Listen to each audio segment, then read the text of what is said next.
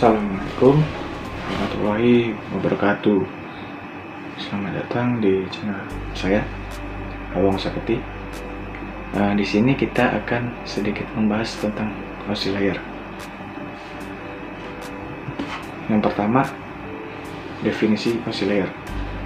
Open System Interconnection atau OSI adalah model referensi yang diciptakan dari sebuah rangka yang bersifat konseptual, namun saat ini telah berkembang dan menjadi sebuah standarisasi khusus yang berkaitan dengan koneksi komputer.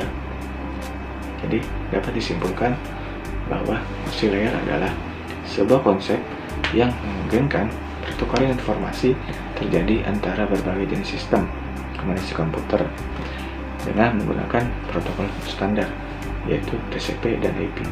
Protokol sendiri merupakan format aturan tentang proses pertukaran informasi antara komputer pengguna, TCP atau Transmission Control Protocol, dan IP Internet Protocol. Sementara IP adalah sistem alamat dalam jaringan internet yang dihubungkan oleh TCP. Tujuan dari OSI layer. Tujuan yang paling utama dalam penggunaan model OSI adalah untuk membantu desainer jaringan memahami fungsi dari tiap layer yang berhubungan dengan aliran komunikasi data, termasuk jenis-jenis protokol jaringan dan metode transmisi. Layer yang terdapat pada OSI, yang pertama itu ada application, presentation, session, transport, network, data link, dan physical.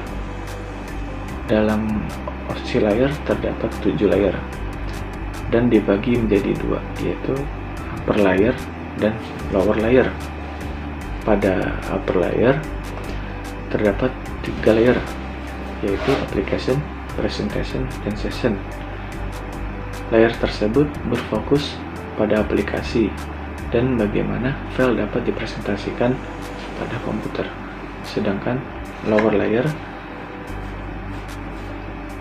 yang terdiri dari transport, network, data link, dan physical.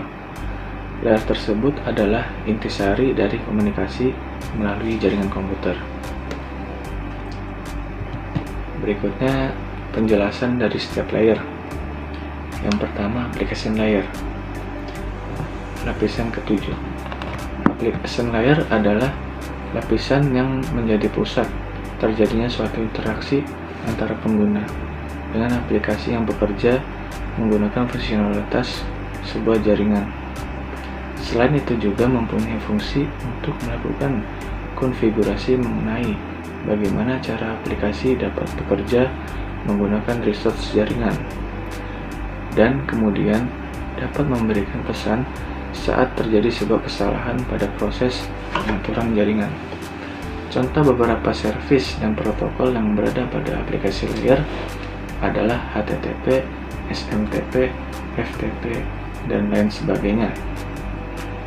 Lalu yang kedua ada presentation layer, lapisan ke-6, yang dimana mempunyai fungsi untuk mentranslasikan format data yang akan ditransmisikan oleh aplikasi melalui jaringan ke dalam format yang dapat ditransmisikan oleh sebuah jaringan.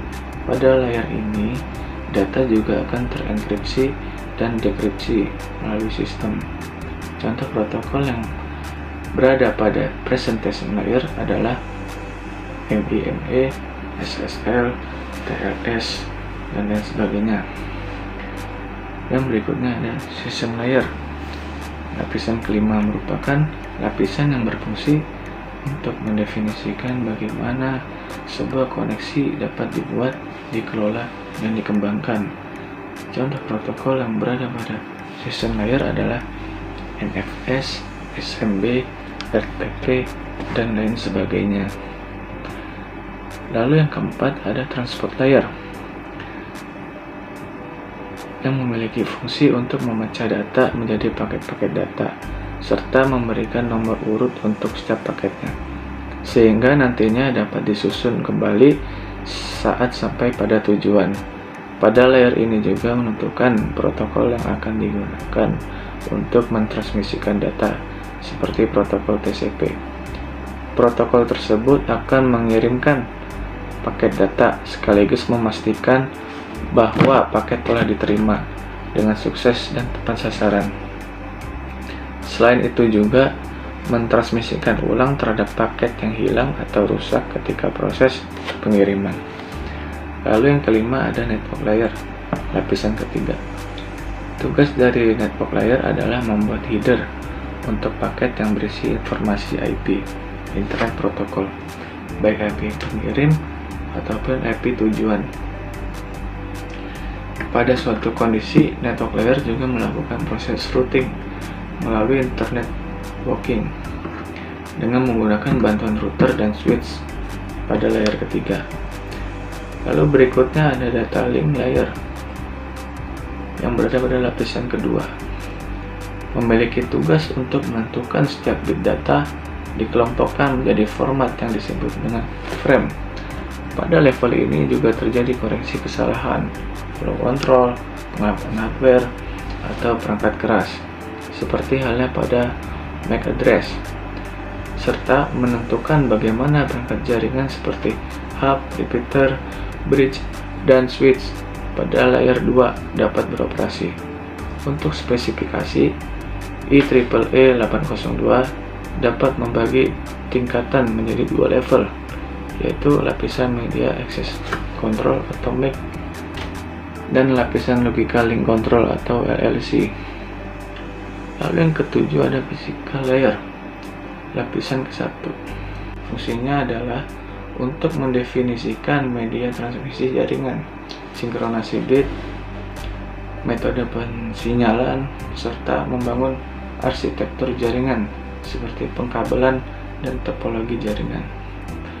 Pada tahapan atau level ini juga mendefinisikan mengenai bagaimana sebuah NIC atau Network Interface Card dapat berinteraksi secara langsung dengan media kabel dan perangkat radio.